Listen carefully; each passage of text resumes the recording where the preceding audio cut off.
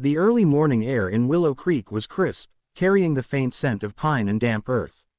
The small town, nestled between rolling hills and a sluggish river, woke slowly, its streets quiet except for the occasional hum of a delivery truck.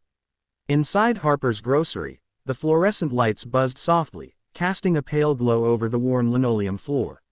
Shelves were stocked neatly, their colorful packages promising warmth and comfort to anyone who could afford them.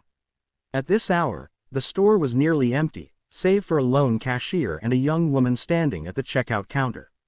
Her name was Emily. She was 23, with tired hazel eyes and a coat too thin for the autumn chill.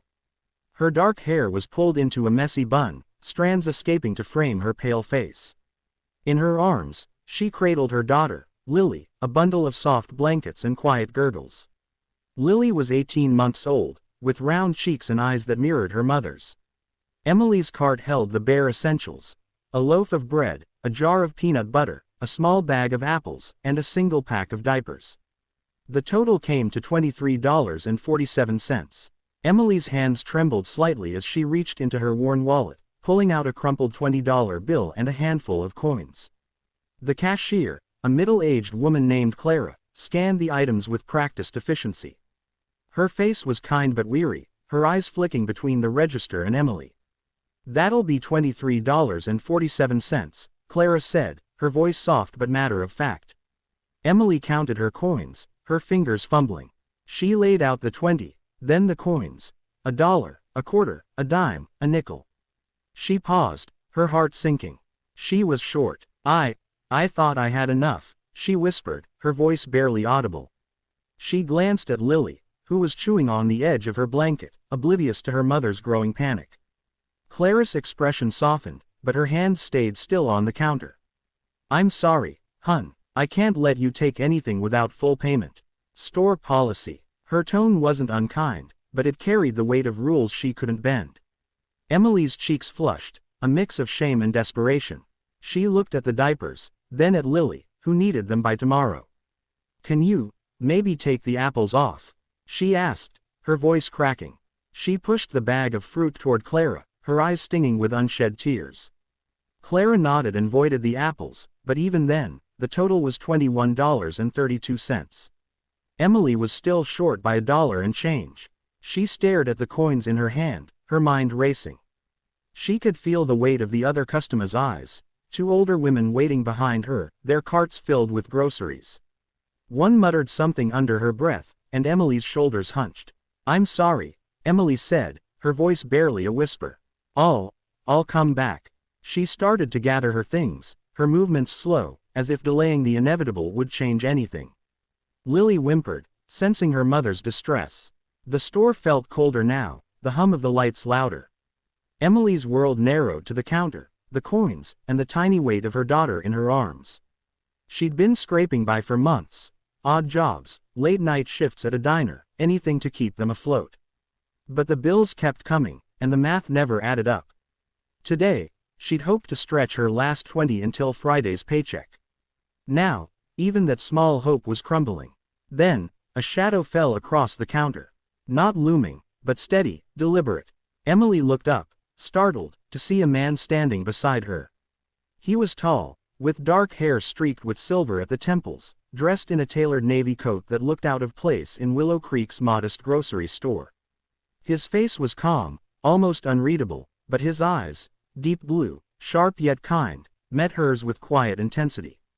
"Excuse me," he said, his voice low and measured, like someone used to being heard. "I'll cover the difference." Emily blinked, her breath catching.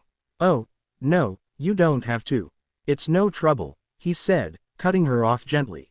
He reached into his pocket, pulled out a sleek leather wallet, and handed Clara a crisp $100 bill.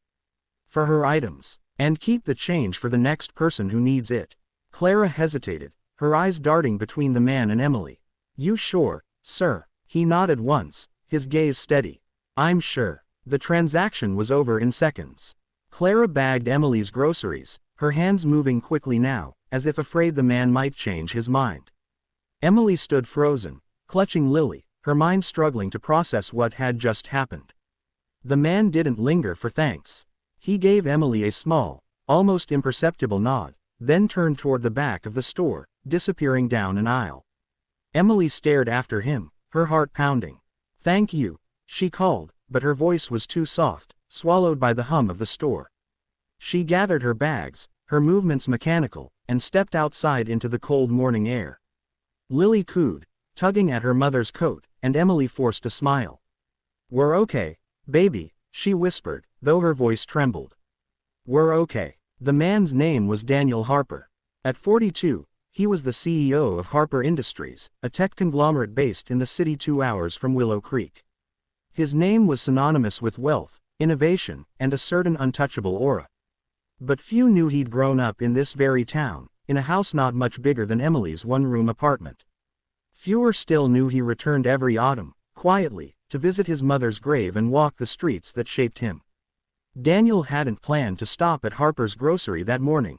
He'd been driving through, his black SUV blending into the early mist, when he'd remembered his mother's love for the store's homemade apple pies.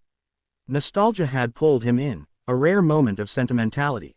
He'd been browsing the bakery aisle when he overheard the exchange at the checkout, Emily's soft, desperate voice, the cashier's apologetic tone. Something in him stirred, a memory of his own mother counting pennies at that same counter years ago. He didn't act for recognition. He didn't even want Emily to know his name. But as he paid for her groceries, he saw the weight in her eyes, the kind that came from carrying too much for too long. It wasn't just about the money. It was about the moment, the quiet humiliation of not having enough, the fear of failing someone you loved. He knew that feeling. He'd lived it. Back in his car, Daniel sat for a moment, staring at the steering wheel. His phone buzzed with emails from board members, updates on projects worth millions. But his mind was here, in Willow Creek, with the young woman and her baby. He didn't know her story, but he didn't need to. He'd seen enough to know she was fighting a battle he'd once known too well. Emily walked home slowly, the plastic grocery bags cutting into her fingers. Her apartment was a mile away, a small unit above a laundromat that always smelled faintly of detergent. The stairs creaked as she climbed, Lily dozing against her shoulder. Inside, the room was sparse but tidy, a second-hand crib, a worn couch, a single lamp casting a warm glow. Emily set the bags on the counter and sank onto the couch, her body heavy with exhaustion. She replayed the moment at the store, the stranger's calm voice, his steady hand. It wasn't just the money, though that alone was a lifeline. It was the way he'd looked at her, not with pity, but with something closer to understanding. She wondered who he was, why he'd done it. Willow Creek wasn't a place where strangers paid for each other's groceries, especially not with $100 bills. As she unpacked the diapers and food, Emily's thoughts drifted to Lily's future. She wanted more for her daughter: safety, stability, a life without the constant weight of scarcity. But hope felt fragile, like a candle flickering in a draft. Today, though, that flame burned a little brighter.